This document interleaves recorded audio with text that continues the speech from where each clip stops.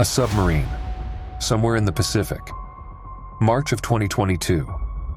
The crew is tracking something on the water. Two spheres, metallic, pacing the vessel, matching its speed, holding formation as if they're studying it. And then they do the thing no aircraft, no drone, no torpedo we have ever built can do. They drop into the ocean. No splash, no wake, no turbulence breaking the surface where a solid object just punched through it at speed. The footage exists. It was filmed by the United States military.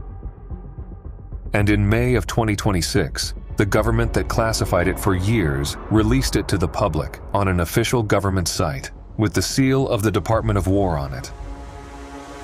This isn't a story about whether you believe in flying saucers. That question is finished. The men who flew the jets have testified under oath. The censors recorded it. The files are open now, and you can read them yourself. What's left is older and stranger. And it's the thing nobody in those press conferences wants to say out loud. Something has been moving through our skies and into our oceans with that kind of impunity. And the testimony says it's been doing it since at least the 1940s. Which means it was here before the footage. Before the jets. Before the bomb. How long before? That's what I want to follow. All the way down.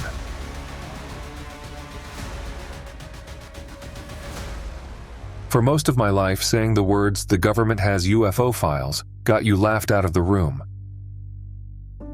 It belonged to late-night radio and grainy photographs and men with too much certainty and too little proof. I understand why. A lot of that world earned its reputation. So what changed is the whole point, and it changed fast. In February of 2026, the President of the United States ordered federal agencies to find, review, declassify, and release their records on unidentified anomalous phenomena. The effort got a name: PURSUE. The Presidential Unsealing and Reporting System for UAP Encounters. And it was placed under the Department of War, working with the Office of the Director of National Intelligence. Dozens of agencies, tens of millions of records, much of it sitting on paper in archives, never digitized, never read. Material going back roughly 80 years, from the Foyu fighters that chased Allied pilots over Europe to incidents from this decade. The files went up on a government domain, war.gov/UFO, in two waves, one in May, then another 2 weeks later. The FBI contributed. So did NASA, the State Department, the Department of Defense, the Intelligence Office itself. And within days of the first release, that site was hit over 1 billion times. 1 billion. That number alone tells you how many people sensed there was a door that had been held shut. The thing I keep coming back to is what the Secretary of War said when he announced it. These files, he said, had long fueled justified speculation. Justified. A man at the top of the defense apparatus of the most powerful country on Earth, standing in front of the public, saying the wondering was never foolish. We just weren't allowed to confirm it. That changes the whole shape of the question, because the act of releasing these documents is itself the evidence. For decades, the official posture was denial, deflection, the weather balloon, the swamp gas, the silence. When an institution that spent 80 years keeping something sealed opens the vault and admits the speculation was justified, you're no longer asking whether these things exist. They just answered that. You're asking what they are, and why it was kept from you for so long. The kept from you part runs deep, and there's a document in this release that shows exactly how deep. It's a teletype from the FBI field office in Dallas, dated July 8, 1947, reporting a phone call from an Army Air Force major. The major said an object resembling a flying disc had been recovered near Roswell, New Mexico. The teletype describes it: hexagonal, hung from a balloon by a cable. The balloon roughly 20 feet across. And then it says the thing that matters. The object had been compared to a high-altitude weather balloon with a radar reflector, but the conversation with Wright Field, where they were flying the wreckage for examination, had not borne out this belief. In 1947, in the Bureau's own internal cable, the official explanation didn't hold. The doubt is written down in the government's own hand on the day it happened. I'll be fair, because it's the only way this is worth doing. That document wasn't entirely unknown before. Parts of the Roswell file have been public for years. What's new is that this version comes with fewer redactions and several newly declassified pages. And the account the Air Force eventually settled on blames the debris on Project Mogul, a classified balloon program built to spy on Soviet nuclear tests. There's a conventional answer on the table. I won't pretend there isn't, but notice what even that answer admits. The explanation meant to put Roswell to rest still ties it to the atomic age, to nuclear surveillance. We'll need that. And I'll tell you where I stand because I'm going to do that throughout this. And I'd rather you know than guess.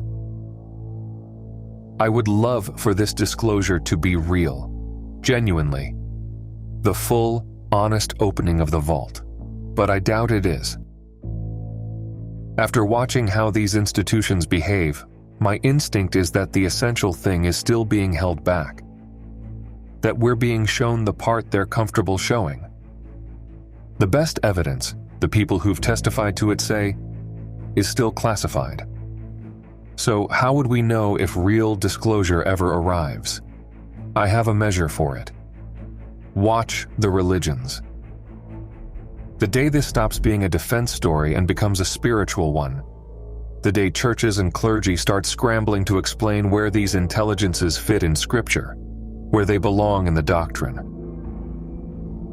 That's the day the ground has truly shifted, and I'm already watching it begin. I already see religious figures quietly, starting to ask that question, starting to prepare an answer for a world that has to make room for someone else. The agencies haven't told us what these things are. The office set up to study them, the All-Domain Anomaly Resolution Office, still says, carefully, deliberately, that it's found no confirmed evidence of extraterrestrial technology. That cuts against the easy version of this story, and it should stay in. The government opening the files didn't say aliens. It said real, recorded, and unexplained. The distance between those two is exactly where the rest of this journey lives. Because once you accept that the phenomenon is real, and the censors, the sworn testimony, the 80 years of files force you to accept at least that, the questions start falling in one direction. Toward how long? Toward where? Toward the one place we've never thought to look. There's a word the pilots use and the engineers use. And now the government documents use. And I want it in your hands early, because the whole back half of this story turns on it. Transmedium. It means an object that moves between mediums. Air to water, water to air, maybe air to space. Without slowing down, without breaking apart, without any of what physics says should happen when you slam from one density into another at speed.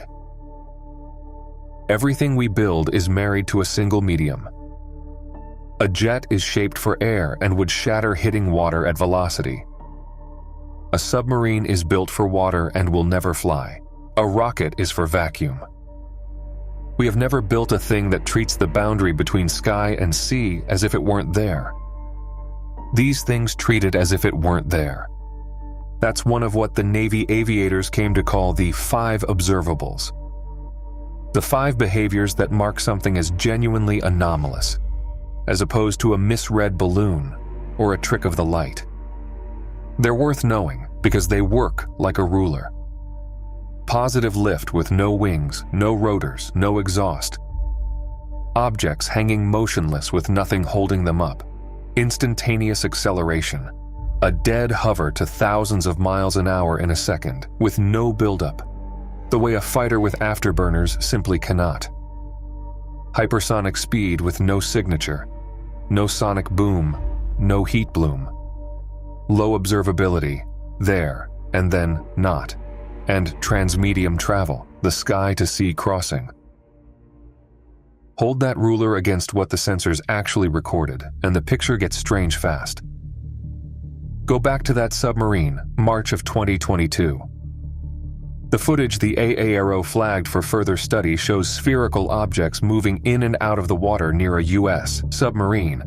And the detail that should stop you cold is the one from the start of all this. 2 metallic spheres, shadowing the vessel, matching its speed exactly, then submerging without producing the splash or the wake that a solid body entering water at speed has to produce. Drop a stone in a pond and you displace water. It splashes, it ripples. These didn't. They went through the surface the way light goes through glass. When the Department of War chose to release that clip, it was conceding something it had never conceded before. That this isn't only a sky phenomenon. The ocean is part of the file now. That 2022 case has an older cousin, and the two have to stay separate because people constantly blur them, and getting it wrong is how you hand a skeptic the win. 3 years earlier, July 2019, off San Diego, the crew of the USS Omaha filmed a spherical object darting over the water for several minutes before it descended into the sea. On the recording, you can hear a sailor say it plainly. It splashed. They searched. No debris was ever recovered. The Pentagon later confirmed the Navy shot the video. 2 separate incidents. Omaha in 2019, the submarine in 2022. The fact that there are 2, that this keeps happening, to different crews in different places, is more damning than any single clip. The case that anchors all of it, though, is older still, and it has the most witnesses. November 14, 2004, about 100 miles southwest of San Diego. For days, the advanced radar on the USS Princeton had been tracking objects dropping out of the sky, from 80,000 feet to near sea level in seconds. No transponders, no exhaust. When 2 FA-18 Super Hornets were finally vectored in, Commander David Fravor and Lieutenant Commander Alex Dietrich saw it with their own eyes. And this is the part about the water. The sea that day was calm, but one patch of ocean beneath the object, roughly the size of a Boeing 737, was churning. White water, frothing, as if something large sat just under the surface or hovered just above it. No wind to cause it. No swell, just that one disturbed patch in an otherwise flat sea. Hovering about 50 feet over the froth was a smooth white object, shaped like a tic-tac, maybe 40 feet long, no wings, no rotors, no control surfaces, no exhaust, no windows. It moved erratically, darting left, right, forward, back, like a ping-pong ball with a will. When Fravor dropped his jet into a circle to close on it, the object mirrored him, rose to meet him. And when he cut hard across the circle to intercept, it shot away and was gone. Seconds later, it reappeared on radar at the fighter's rendezvous point, 60 miles off. Fravor testified to all of it under oath before Congress in 2023. A combat-trained naval aviator, a man whose entire profession is the calm and accurate reading of what's in the sky, said the technology was beyond anything in the U.S. arsenal. The numbers people throw around for the tic-tac speed, 24,000, 32,000 miles an hour, come from radar estimates and later reconstructions, and they vary, so I'll leave them as what they are. What the pilots described directly is more honest and somehow worse. A thing that hovered, then accelerated past the limit of their instruments and was simply elsewhere. The churning water is the observation, recorded and testified to. Whether something sat submerged beneath that froth is the interpretation. That line between the two is the only thing that makes any of this worth your trust, so I'll keep drawing it. The 2004 case doesn't stand alone, and once you lay the incidents side by side, a pattern surfaces on its own. A pilot over the Mediterranean describing a triangular metallic object at 25,000 feet. Off the coast of Greece, in 2023, an object skimming just above the surface and throwing out multiple 90-degree turns at speed. And a 90-degree turn at speed isn't a maneuver, it's a violation. The kind of instantaneous vector change that would liquefy a human pilot and tear apart any airframe we can build. Over Syria, a P-8A maritime patrol aircraft catching something on its sensor at around 575 miles an hour, low over the water, sea skimming, before losing it. 4 unidentified objects in formation over the water near Iran. Persistent encounters logged across the Persian Gulf for years. The release holds more than 75 of these sensor videos, spanning every theater the US military operates in. Greece, the Mediterranean, the Persian Gulf, the Gulf of Aden, the Eastern Seaboard, Iran. Look at where these things keep showing up. Over water, in water, skimming water. Nobody had to write that conclusion into the files. It's there in the geography, waiting. One more detail, and I'll be exact about where it comes from, because it's the kind of thing that gets distorted. One of the Navy pilots who went public, Ryan Graves, described objects his squadron tracked off Virginia Beach starting around 2014.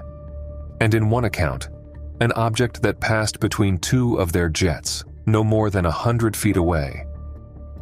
He described it as a dark cube inside a clear sphere. That image comes from a pilot's testimony, not from one of the released videos. And it should be held as exactly that, a trained aviator's eyewitness account, not government footage. Because if there's a cube inside that sphere, if there's anything inside any of these, then we have to ask what kind of body could ride inside a craft that turns 90 degrees at the speed of sound and feels nothing. A human body couldn't. A trained fighter pilot, in a pressure suit, fighting the maneuver with everything his body knows how to do, can hold around 9 Gs for a few seconds before he loses consciousness. 9 times his own weight, pressing the blood out of his brain. An ordinary person, no training, no suit, grays out, and then blacks out somewhere around 5. First, the color drains from your vision. Then it narrows to a tunnel. Then the tunnel closes and you're gone.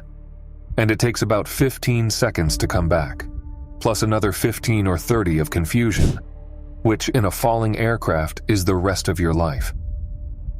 The hard ceiling, the most any human being has ever survived, and only because it was done on purpose, was set in 1958 on a rocket sled at Holloman Air Force Base. A little over 80 Gs for 0.04 of a second. It nearly killed the man, and it was over before it began. Hold that against what we just watched. An object dropping from 80,000 feet to sea level in seconds, throwing 90-degree turns while skimming the ocean, going from a dead hover to gone from the radar with no acceleration curve in between. The forces inside a maneuver like that wouldn't gray a pilot out. They'd reduce him to a stain on the inside of the canopy. The logic forks, and there are only 2 ways it can go. Either there's no body inside these things, they're operated remotely, or they fly themselves. Or whatever is inside is built nothing like us. I'll tell you where I land, since I said I would. The remote answer is the more sensible one, and it's the one I'd bet on. If you wanted to send something into an environment that would kill any living pilot, you'd send something with no pilot to kill. A drone, an autonomous craft, an instrument. That's what we'd do if we could. And it's what I'd expect of an intelligence further along than us. But I don't shut the other door. I don't rule out that some of these are crewed, physically and presently, by beings whose bodies don't have our limits. I hold both, and I lean toward the first. What I won't do is sell you anti-gravity or inertial dampening as established fact. They aren't. They're proposed explanations, names we've put on a mystery so it feels less like one. The physiology is hard and real. The inference from it is reasonable. The mechanism that would let a craft cheat inertia is, right now, a guess. And I'll call it a guess. The second fork is the one the government has spent the most energy not talking about. In July of 2023, a former intelligence officer named David Grush sat in front of the House Oversight Committee and testified, under oath, that he'd been informed, in the course of his official duties, of a decades-long program to recover and reverse engineer craft of non-human origin. He said that when he asked for access, he was denied. He said funds had been moved to shield these operations from Congress. Asked directly, he said the United States has likely been aware of non-human activity since the 1930s. The Pentagon denied it. Sworn testimony is an allegation, not a verdict, and that's how it should be held. But 6 members of Congress signed a letter demanding the Inspector General turn over what he knew, and that's not nothing. It lines up uncomfortably with what the people in that recent disclosure documentary describe. A quiet, decades-long arms race between the United States and its rivals. All of them scrambling to take these things apart. All of them certain the others are ahead. The best evidence stays classified. The clearest footage never sees daylight. There's a moment where someone describes fighters scrambled along the eastern seaboard and not one able to intercept the object. And the phrase that stuck with me was that we could not maintain air sovereignty over North America. We could not keep our own sky. Whatever this technology is, it isn't ours. And the part of the government that knows the most has been trying for a very long time and apparently in secret to make it ours. Which pushes the question back again. That word, decades. That phrase, since the 1930s. If this didn't start with the modern files, if it didn't start with the jets, how far back does it go? Far enough that it came with us to the moon. December 1965. The astronauts of Gemini 7, Frank Borman and Jim Lovell, reported something they wouldn't let go of. A bogey. Mission Control suggested it was just the spent booster of their own rocket trailing alongside them. And Borman in later years often agreed that's what it was. But the released document, the flight commentary with the handwritten notes, scrawled in the margin that keep repeating, UFO sighting by Borman, preserves a distinction the astronauts themselves drew. There was the cloud of particles, the debris field, and then there was something else. A brilliant body in the sunlight against the black, separate from the particles around it. The conventional explanation here is strong, and the space historians who say booster debris have a real case. I won't oversell Gemini 7, but the record exists, and it stayed sealed until now. Apollo 12, 1969. Conrad, Gordon, Bean. On a recording the public never heard until this release, describing streaks of light they couldn't account for. NASA's read was that these were flashes inside the eye, from cosmic radiation, a real thing astronauts do experience. Maybe. But the tape was classified. They kept a medical debrief about lights in the dark sealed for half a century. Ask yourself why that needed sealing. Apollo 17, December 1972. the last time human beings stood on the moon. And this is the one that doesn't dissolve under a conventional answer, because the government itself just reopened it. Commander Eugene Cernan reported that on the second day of the mission, he couldn't sleep, and that he saw intense flashes of light he was certain were not an optical illusion. He compared the intensity to the headlight of an oncoming train. He watched it for some 3 hours and concluded, his word, that what he was seeing corresponded to physical objects out there in space, not tricks of the eye. And as part of this 2026 review, under Pursue, the Department of War opened a case to investigate an Apollo 17 photograph showing 3 points of light in a triangular formation in the lunar sky, visible under magnification.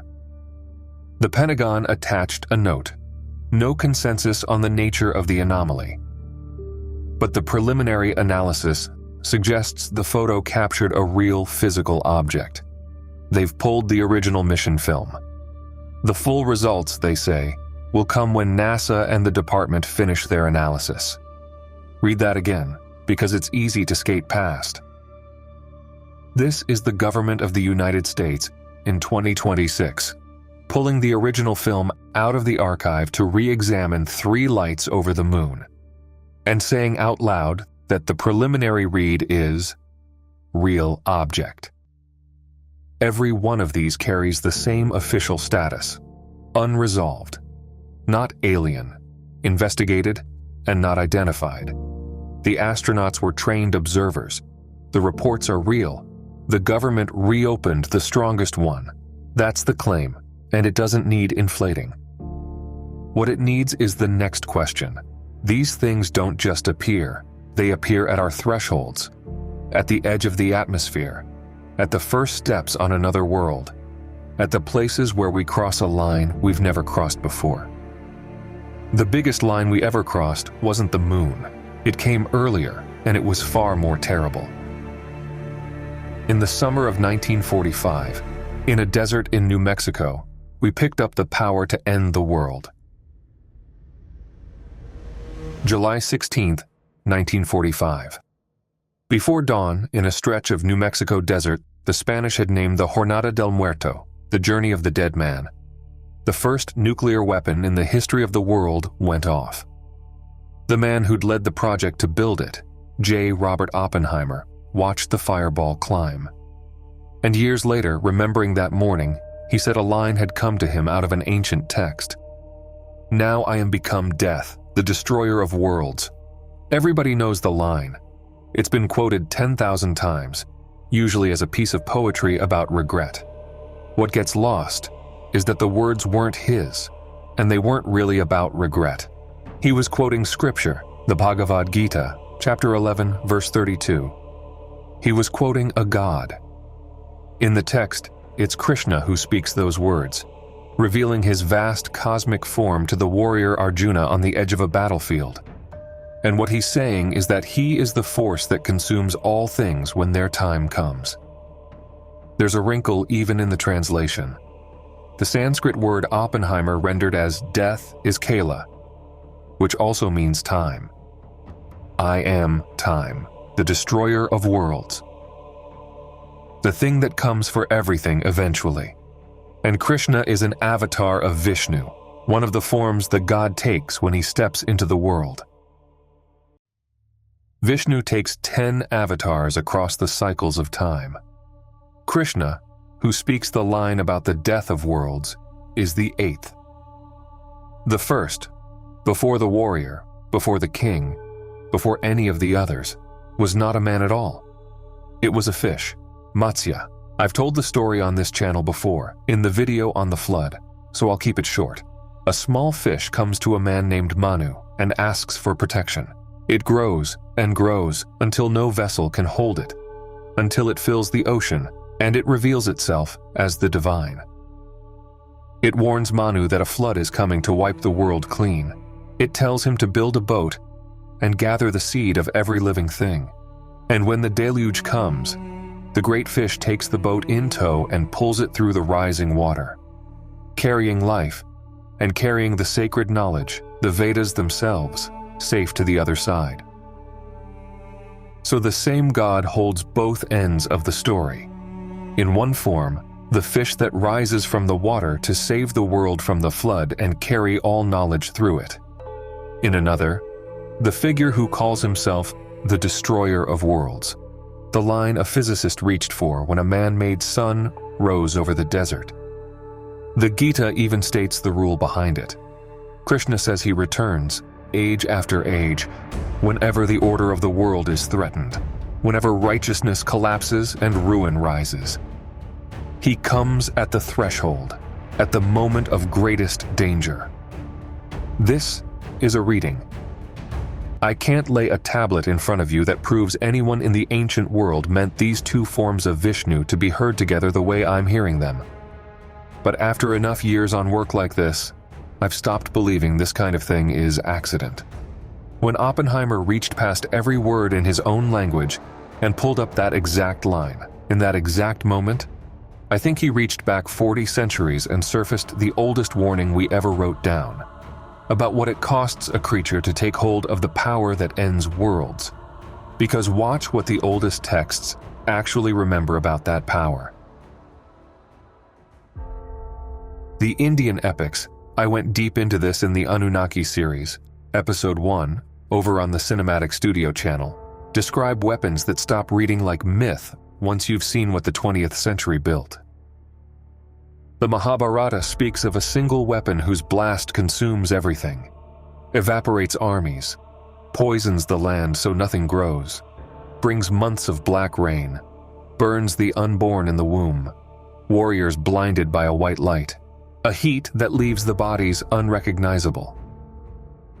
The leap from "this resembles a nuclear aftermath" to "the ancients fought a nuclear war" is a leap I won't make as fact.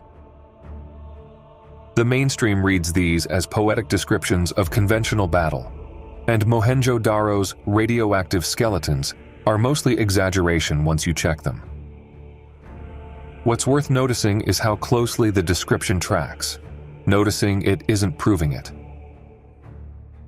Then the cuneiform, a Mesopotamian text scholars call the Era Epic. It tells of 7 terrible weapons, kept hidden in a cavity within the earth, clothed with terror, that fling themselves forward with a blinding brightness. Before they're loosed, there's an argument among the gods about whether to use them, and one of them, trying to talk the destroyer down, says something that should put the hair up on your arms because you've heard it before. He asks, "Will you destroy the righteous along with the wicked? Will you destroy the ones who sinned against you together with the ones who did not?" That's the Era Epic. It's almost word for word what Abraham says to God over Sodom in Genesis, written down much later. The same plea, the same arithmetic of mercy. How many innocent does it take to spare a city? And in the Mesopotamian lamentation texts, there's a description of what they called the evil wind. A death that killed people and animals and plants, but left the building standing. An invisible death there was no escaping, that turned the very water bitter. A calamity the text says had never been seen before. An invisible death that leaves the walls intact and poisons the water, written 4,000 years ago. That these texts describe a real nuclear event is a reading. Sitchins mostly, and the mainstream reads the evil wind as plague or drought or invasion. What's not a reading, what's simply on the clay, is that the human race carries in its oldest writing the memory of a power that erases the world, and the memory of someone standing over that power, arguing about whether it should ever be used. The texts say it. Oppenheimer said it. The same dread, 4,000 years apart. Lay it next to the modern files, and you start to see why I can't treat any of it as coincidence. 1945, we detonate the first bomb. 1947, Roswell. And even the debunking explanation tied that wreckage to nuclear surveillance. Then the pattern the disclosure testimony describes out loud. Craft surveilling nuclear installations. Objects logged over missile silos, over weapon stores, and according to sworn accounts, switching nuclear weapons on and off. ours and the Russians both. The released material and the testimony point at NATO's own strategic bases in Britain, named outright: Lakenheath, Mildenhall, Feltwell, hovering over the places where we keep the power to end the world. The correlation is documented. The phenomenon intensifies and concentrates around our nuclear capability. The causation that the bomb is what drew them is an inference. I hold it as an inference. But it's one I believe because the evidence behind it has gotten too strong for me to wave off. And here's what I actually think is happening, and I'll own it as mine. I don't think they're here to save us from ourselves. I want to be precise about that, because the benevolent guardian, the cosmic babysitter, is a tempting and a lazy idea. No, we crossed a line in 1945. We became, for the first time, something that could damage more than our own little house, something that could destabilize the planet and maybe reach past it, because nothing in a system is truly isolated.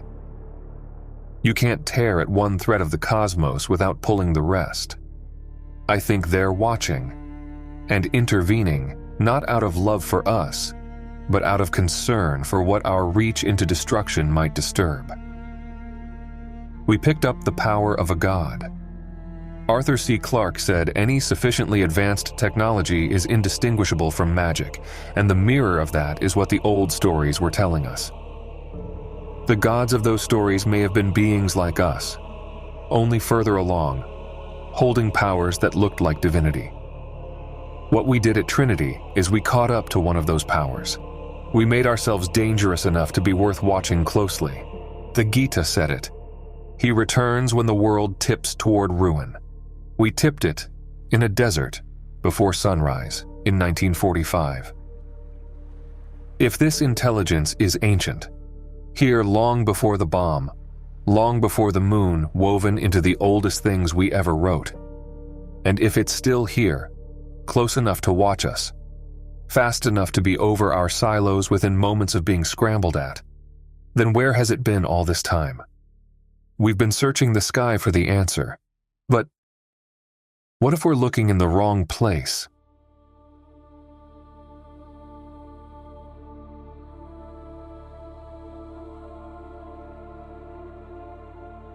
For as long as we've told stories about anything greater than ourselves, we've pointed up. The divine lives in the sky. The gods come down from it. The dead rise into it. Heaven is, by definition, above. Mircea Eliade, who spent his life mapping how human beings imagine the sacred, put it simply: the sky is the thing most utterly beyond us, and its sheer height became, on its own, an attribute of God, the Most High. We didn't land on that phrase by accident. Across cultures that never touched each other, the highest God sat on the highest throne, and the holy mountains, Olympus, Sinai, Meru, Kailash, were holy precisely because they reached toward the one direction we'd already decided the answer lived. The modern version is the alien from space, the flying saucer from another star. We took the oldest reflex we have, look up, and we painted it silver. When we imagine a non-human intelligence, we almost always imagine it arriving from out there, from the cold dark above the atmosphere, because that's where we've always put the others. But Eliade noticed something we tend to forget. The sacred never only pointed up. The same traditions that worshipped the high God also knew an underworld, a deep, a realm of waters beneath. Wherever a passage between worlds opened, he wrote, it could open in either direction, upward, to the divine, or downward, into the deep. The three levels, heaven and earth and the world below, were always in communication. We remember the staircase going up. We've forgotten it ran the other way too. I'll be straight about how much weight I put on this turn, because I won't sell you something I don't fully own. The idea that we've been looking up when we should have been looking down, I hold it as a strong lead, not a settled belief. I'm not a man who likes certainty. I distrust it. I reach for it only when the evidence has closed off every other room and we're not there. But this is a strong lead, and when I follow it, it doesn't give out. Start with what the modern testimony says and what it carefully doesn't. The officers in that disclosure material will tell you something is here, that it's intelligent, that it's more intelligent than we are, and that it's been on this planet alongside us for a very long time. Listen to how far they'll go, then listen to where they stop. It's here, but never here. In this place, at these coordinates. That silence is a door. Some of the people closest to the investigation have walked through it already. A congressman on the very oversight subcommittee looking into this, into what they call USOs, unidentified submerged objects, has said publicly that naval personnel report chasing craft underwater. Craft doing hundreds of miles an hour beneath the surface, while the best thing we can put down there does a little under 40. He's spoken of activity concentrated in 5 or 6 deep water areas. That's a sworn public claim by a politician, not a confirmed fact. And some of it comes wrapped in tabloid noise, but set it next to the spheres dropping into the sea without a splash, the churn beneath the tic-tac in an otherwise calm ocean, the objects skimming the Mediterranean and the Gulf and the Aegean. The files weren't pointing at the sky, they were pointing at the water the whole time. We just kept reading them as a sky story. Then there's the older evidence. The part that surprised me most, because I found it in texts I thought I already knew. The ancients didn't only point up. Read the old epics closely, and the deep is in them, and it's full of power. In the Mahabharata, there's a city of the Asuras, a flying fortress called Hiranyapura. And when Arjuna pursues it, the text describes it doing something I can't read the same way I used to. It goes underground. It rises into the sky. It moves at a slant, at speed. And then, the line is right there in the Sanskrit. It submerges into the ocean, up, under the earth, across the sky, down into the sea. One vessel, every medium. The people who connect that passage to modern UAPs are the speculative crowd, not the scholarship. So the ancient flying saucer that goes transmedium reading is theirs, and I'll leave it with them. The plain thing, the thing simply on the page, is that a text thousands of years old describes a vessel of a hostile, more powerful people fleeing not only into the sky, but down beneath the waves. The deep, in the oldest stories, was where the powerful went to hide. The Mesopotamians had a name for those deep waters, the Abzu, and we'll come to what they kept down there. The Vedic Asuras fought from a city under the sea. The water was never empty in the ancient imagination. It was where origin and dissolution both lived, the thing the world came out of, and the thing it could vanish back into. Put the two halves together, modern and ancient, and they're saying the same sentence from opposite ends of time. A non-human intelligence older than our history, present and watching. The sensors keep catching it crossing into the water. The witnesses say it's here, but won't say where. And the oldest texts we have remember power and refuge in the deep, not only in the heights. We searched the stars. We aimed the telescopes outward, listened to the radio sky for 60 years, sent the probes to Mars, and the largest unexplored place on Earth, the one environment on this planet we've genuinely never seen, was underneath us the whole time, closer than the moon, darker than the far side of it. It isn't where I'd have looked starting out, but I can't ignore where the evidence keeps pointing. So forget, for a moment, what the pilots saw and what the tablets say. Ask the colder question, the one a scientist would ask. Could the ocean actually hold something like that? Could life, real life, complex life, intelligent life have risen and stayed in the dark? Down we go. Start with the oldest objection, the one underneath all the others. The ocean floor is dark and cold and crushing and starved. Whatever else it is, it doesn't sound like a cradle. It sounds like the opposite of where life belongs. It's the opposite of true, and the thing that proves it was pulled out of Arctic rock in 2004. Its name is Tiktaalik. About 375 million years old, found on Ellesmere Island in the Canadian Arctic, which, when it lived, sat on the equator. Warm, threaded with river deltas. It's what biologists call a transitional fossil, one of the cleanest we have. From the outside, it's a fish. Scales, fins, a flat crocodile's head. But open the fin, and inside it are bones that match an arm, a shoulder, an elbow, the beginnings of a wrist, a fish with the architecture of a limb folded inside its fin, in a creature that lived in shallow water and could prop itself up on the bottom. Neil Shubin, who led the dig, said Tiktaalik blurs the line between fish and land animal, in its anatomy and in how it lived. And there's a line from another paleontologist, John Maisie, that I keep coming back to, because it turns the story we tell about ourselves upside down. He said the tetrapods, the four-limbed animals, the lineage that runs to amphibians, reptiles, mammals, us, didn't so much conquer the land as escape the water. Escape, not triumph, retreat. Every creature that walks, crawls, or flies on the surface of this planet, you, me, the birds, the lizards, descends from something that first solved every hard problem of being alive while submerged. The eyes, the spine, the nerves, the blood, the brain in its earliest form, all of it was engineered underwater, over hundreds of millions of years, before anything ever hauled itself onto a mud bank.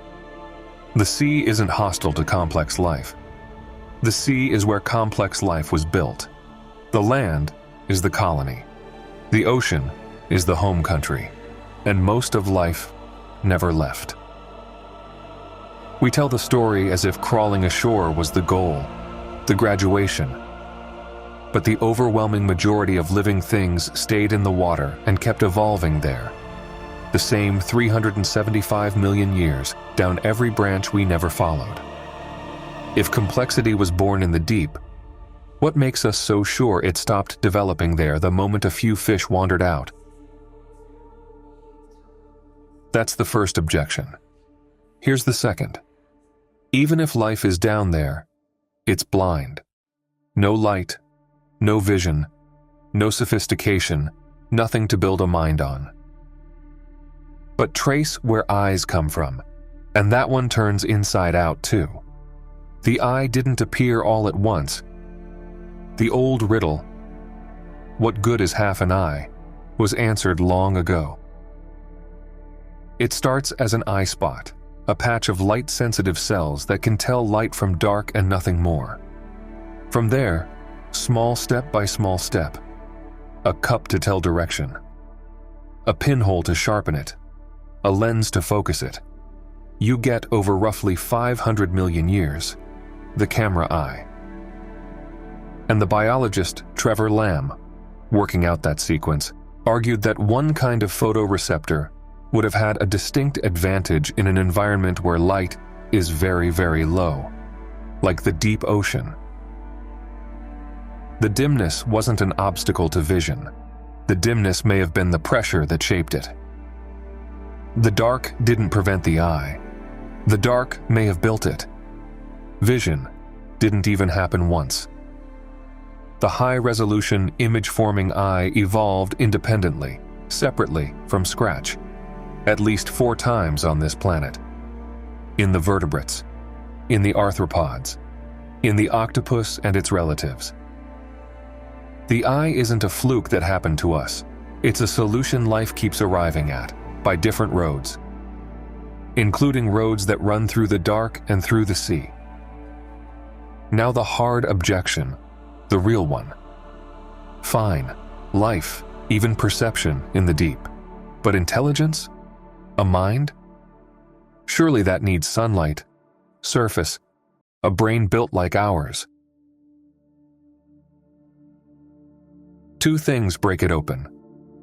The first is energy. For about 90 years, the iron law was that everything ultimately eats the sun. Plants catch sunlight. Everything else eats the plants or eats the eaters.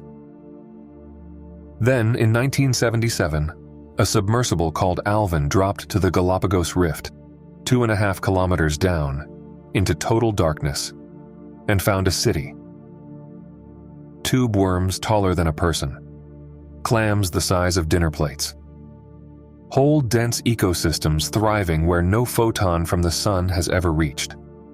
What fed them wasn't light. It was chemistry. Bacteria pulling energy out of the hydrogen sulfide venting from the planet's own crust, building the base of an entire food web from the heat and minerals of the Earth itself. Chemosynthesis. Life with the sun switched off. The man who was there, Robert Ballard, said the scientists just sat in silence, that it was like processing a non-linear equation. The most basic rule we thought we knew about life on this planet was wrong, and we found out at the bottom of our own ocean. We've since found hundreds of these vent fields, whole categories of life running on the Earth's internal fire instead of the star overhead. An ecosystem in the deep doesn't need the sun. It never did. The energy barrier we imagine, the reason we assume the abyss must be barren, isn't there. The second thing that breaks it open is swimming in our oceans right now, and we treat it like a curiosity instead of the bombshell it is. The octopus. The philosopher Peter Godfrey Smith laid this out in a way I can't unhear. The lineage that became the octopus split from the lineage that became us around 600 million years ago. Our last common ancestor was something simple. A flattened worm with the barest scrap of a nervous system. From that, almost nothing intelligence then evolved twice, completely separately. Once down the road to us. Once down the road to the cephalopods.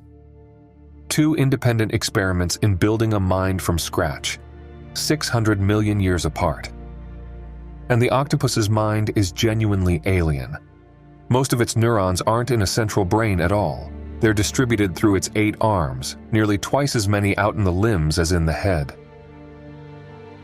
Each arm can taste, can decide, can act with a measure of its own autonomy. These animals open jars, solve mazes and remember the solutions, recognize individual human faces, carry coconut shells across the seafloor to build shelter, tool use in an invertebrate that lives a year or two. Godfrey Smith's line is the one that should end the argument. Studying the octopus is probably the closest we'll come to meeting an intelligent alien. We don't have to imagine what a non-human intelligence might be like. The Earth already built one, by a completely separate route, and it lives in the sea. An alien mind already exists. It evolved here, in the water, at least once. Line the objections up and watch them fall. The deep is barren. No, the deep is where life was born. Nothing complex could perceive down there. No, the dark may be what forged the eye. Nothing could feed without the sun. No, an entire world feeds on the planet's own heat. Intelligence needs a brain like ours. No, intelligence evolved twice, and one of those times was in the ocean, in a body nothing like ours. Every wall we'd build around the idea of intelligent life in the abyss, the science quietly takes down. And then there's the wall that isn't an argument at all. It's a number, and it does the most damage. In May of 2025, a study in the journal Science Advances did something nobody had bothered to do. It added up everything humans have ever actually seen of the deep sea floor. Every dive, every submersible, every camera dropped into the dark since the 1950s. The total, the entire portion of the deep ocean floor that human eyes or human instruments have ever observed, came to less than 1/1000th of 1%. An area, all of it together, about the size of Rhode Island. The deep ocean is 66% of the surface of this planet, and 99.999% of it we have never looked at. More human beings have been to space than to the bottom of the sea. Every time we do look, the answer comes back the same: life we'd never cataloged. One recent survey turned up over 800 new species just from the looking. This is where I'll say plainly where I stand, because it's the exact place I have to be careful not to overstep. I do not believe, I am not telling you, that there is for certain an intelligent non-human civilization living in the deep ocean. I'm not convinced of that, and I won't fake a certainty I don't have. What I'm telling you is that the possibility is real and stronger than I expected when I started looking into this. The octopus alone proves a non-human intelligence can arise in our seas. That part isn't speculation. It's an animal you can watch. The rest, that one of the intelligences here since the deep past might be found down there. In the dark, we've never searched. I hold as a genuine, serious possibility, pointed to by biology, by the history of life on this planet, and as we're about to see, by myth. Because this is the thing that undoes me a little every time I sit with it. The science says we came from the water, that life began in the sea, that the deep is where we were built. We're about to read what the oldest civilizations on Earth said about where we came from. They said the same thing. There's a Babylonian priest named Berossus, writing around 290 BC, who set down a story that was already ancient when he recorded it. His own books are lost, but other writers quoted him so often that the account survives. And what he described was this: in the earliest days, when human beings lived without order, a being came up out of the sea. They called him Oannes. Berossus describes him with care: the body of a fish, but a human head beneath the fish's head, and human feet beneath the tail, and a voice that was articulate and human. He came out of the water, and he taught writing, mathematics, agriculture, how to build cities, how to raise temples, how to make laws. Everything that turns a scattering of people into a civilization, this fish being handed over. And every evening, when the teaching was done, he went back down into the sea. He wasn't alone. He was the first of 7. The Apkallu, the 7 sages, sent, the texts say, before the flood to carry knowledge to mankind. Their names were carved on a tablet found at Uruk. Their image was carved in stone. There's a relief from the palace at Nimrud, Neo-Assyrian, almost 3,000 years old, sitting in the British Museum right now, showing one of them, fish skin draped down the back, standing guard. These weren't vague figures. They were named, sculpted, set at the doors of temples.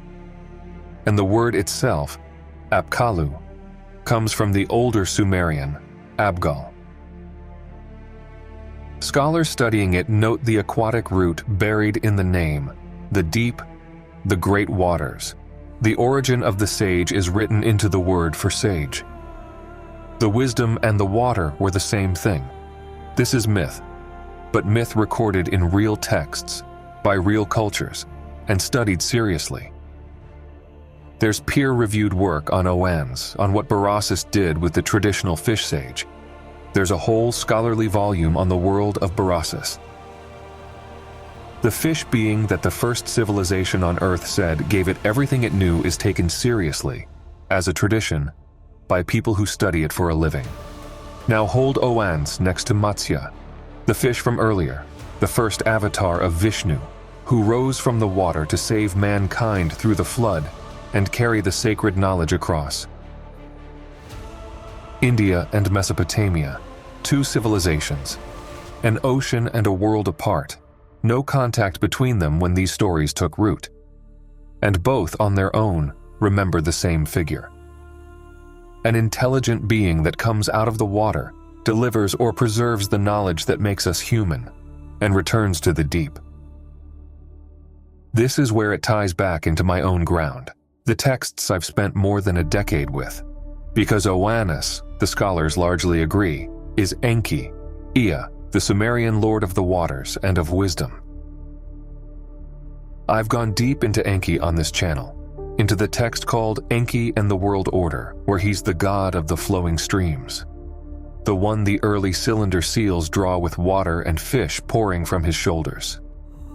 And the place Enki rules, the place the sages come up out of, has a name, the Abzu. The Mesopotamians called it the deep, the subterranean ocean of fresh water beneath the world.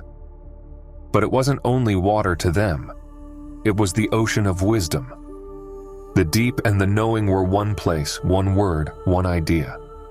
Set that beside the last thing we saw, the science that says complex life was built in the sea, that the eye may have been forged in the dark of it, that an alien mind already evolved in our oceans, that the deep is the one place on Earth we've never searched. 5,000 years ago, the Sumerians put wisdom and intelligence at the bottom of the waters. They had no submersibles, no fossil record, no fact of the octopus, and they located the source of knowledge in the exact place modern biology now admits it could be hiding. The oldest civilization and the newest science point a finger at the same dark water. And it isn't only those two. The pattern reaches into the Americas. The Inca remembered Viracocha. His name carries the sea in it, the foam of the water. Rising out of Lake Titicaca, wandering the world teaching the arts of civilization, then walking west across the ocean, promising to return. The Aztecs remembered Quetzalcoatl, the bringer of knowledge and law, who at the end departed toward the divine water, the sea, and vowed to come back. Different continents, different tongues, the same shape of memory, an intelligent figure bound to the water who teaches and leaves and promises to return. So what do we do with a pattern this wide? 3, 4 more civilizations that never spoke to each other, all remembering a wise being from the water. The lazy answer is coincidence. The slightly less lazy one is that it's just an archetype. The human mind, everywhere, dreaming the same dream about origins, because water means birth. And we all came from the womb and the rain and the river. For years, honestly, that's how I read it. As symbol, as the language of the unconscious, the waters as the deep mind, the place the soul comes from. I think we shouldn't dismiss this interpretation, but I believe we need to go further. And the reason has a real name. It's called geomythology. The term was coined by a geologist in 1968. The first serious peer-reviewed work came in 2007, and the idea is straightforward and well-supported. The myths of pre-scientific cultures can encode the memory of real events, real earthquakes, real floods, real eruptions, real impacts, wrapped in poetic and divine language because that was the only language they had. We've confirmed it. There are Aboriginal Australian oral traditions that preserve the memory of coastlines drowning at the end of the last ice age, events more than 10,000 years old, carried accurately across hundreds of generations in story. The anthropologist Jan van Sina spent his career showing that oral tradition is a real record of the past, that a culture can carry a true message down through time if it's encoded the right way. In myth, in ritual, in the things a people repeats and guards. That changes what a story like Oan's can be. A myth isn't necessarily invention, it can be memory. A real observation, by people who didn't have the words for what they saw, preserved in the only form that survives millennia, the sacred story. So here's where I've landed, and I'll mark the line between solid ground and the step past it. The solid ground. Geomythology is real. Myth can carry true memory across enormous spans of time. And multiple unconnected cultures placed an intelligent being from the water at the foundation of human civilization. That's documented. My step past it, and I'll own it as a step, not a fact, is the question I can't stop asking. If a myth can hold the memory of a real flood, of a real drowned coast, 10,000 years on, then what were these cultures remembering when, again and again, in lands that never touched, they said the ones who came from the water taught us everything? I think we might be looking at memory. And if it's memory, then the thing could be down there in the dark we've never searched. And the thing these ancient people said came up out of the dark to make us what we are might be the same thing. Which leaves the last question. The one under all the others, the one this whole journey has been walking toward. If they were here before us, if they came out of the water and taught us how to be human, then what were we to them? The files opened in 2026, so recent. Except the testimony said no, since at least the 1940s. Except the astronauts saw it on the way to the moon in a 65, in 69, in 72. Except it intensified when we split the atom in 1945, as if that was the moment we became worth watching. Except the oldest texts on Earth already described it, thousands of years before that. Except the science says life and mind themselves arose in the deep, hundreds of millions of years before there was anyone to write anything down. Every time we found an answer, the date moved further back. At some point, the question stops having a date for an answer at all. How long have they been here dissolves, because the honest reply isn't a year, it's before us. They were here before us. That's what the words on the thumbnail mean. They're already here. Not a warning about something arriving from the sky, a statement about something that never left. That was here first, in the one place on this planet we've never looked. And look how the three roads we walked all bend toward the same point. The evidence, the modern, declassified, sworn testimony evidence, keeps showing things crossing into the water. The spheres into the sea with no splash. The churn beneath the tic-tac. The submerged craft a congressman says the Navy chases through 5 or 6 deep water zones. The hard files point down. The science points to the same place. 66% of the planet is deep ocean, and we've seen 0.001% of its floor. Life was born down there. Perception may have been forged down there. An alien mind, the octopus, already evolved down there. If you were going to ask where an old, hidden, non-human intelligence could persist on this Earth without us ever finding it, biology hands you one answer, and it's the dark water. And the myth points there too. The first civilization said the ones who made us civilized came up out of the deep and went back down into it. India said it. The Andes said it. The Mesopotamians put the very name of wisdom, the Abzu, at the bottom of the waters. 3 roads, sensors, biology, scripture. They have nothing to do with each other. And they all point at the bottom of the sea. That's not proof. And I won't pretend a convergence is a conclusion, but it's the strangest coincidence I've ever sat with. And the longer I sit with it, the less it feels like one. If they were here before us, and they came out of the water and taught us, what were we to them? This is where I'll tell you plainly what I've come to believe. And I want to be exact about that word, believe. This isn't loose personal faith. It's where the evidence points. And after more than 10 years inside these texts, the Sumerian, the Akkadian, the Assyrian, reading the actual tablets, not someone's summary of them, the evidence got too heavy for me to set down. I don't like saying I've found a truth. Saying that feels like closing a door research should keep open. But some doors the evidence leans on hard enough that you stop being able to hold them shut. So here it is. I believe a non-human intelligence had a central hand in what we became. That it's woven into the origin of our religions, all of them, into the mythologies, into the body of knowledge passed down and dressed in 100 different robes across the centuries. After a decade with the Mesopotamian material, I don't doubt that the architecture of civilization traces back to that contact.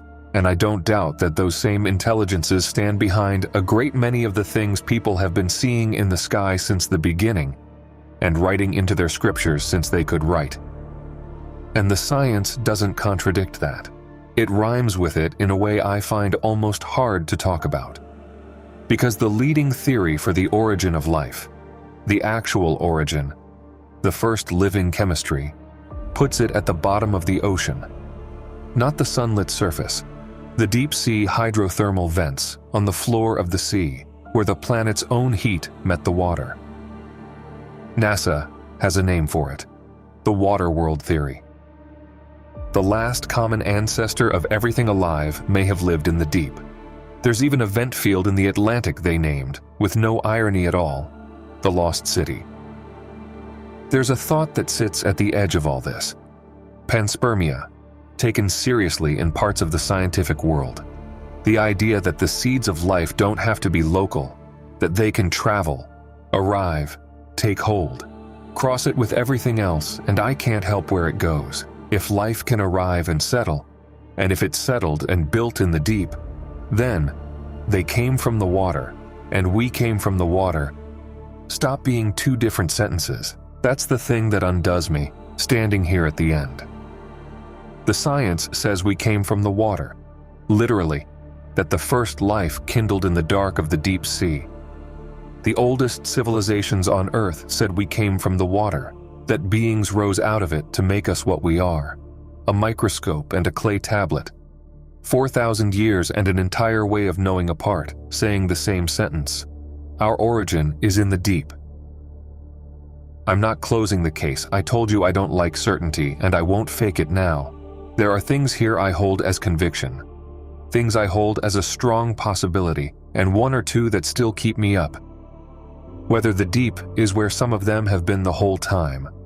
Whether the old reptilian guardians of the myths and the things in the water are the same story told twice. Whether Nibiru, a word that means crossing, ever had less to do with a planet, and more to do with the waters the Mesopotamians wrote their whole creation out of. I don't know. I genuinely don't. But I know which direction I'm looking now. We spent everything we had searching upward.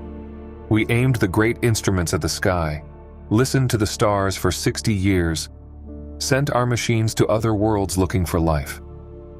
While the largest unexplored place in existence sat underneath us the whole time, closer than the moon, darker than the far side of it, and we never went down to look. They told us the gods came down from heaven. Maybe we had the direction wrong from the start. They're already here, not above us, beneath us. And the day we finally build the thing that can take us all the way down into that dark, I don't think we're going to find it empty. We searched everywhere. Everywhere except the place we came from. If you enjoyed this video, I invite you to watch this other video that YouTube is recommending for you. See you there.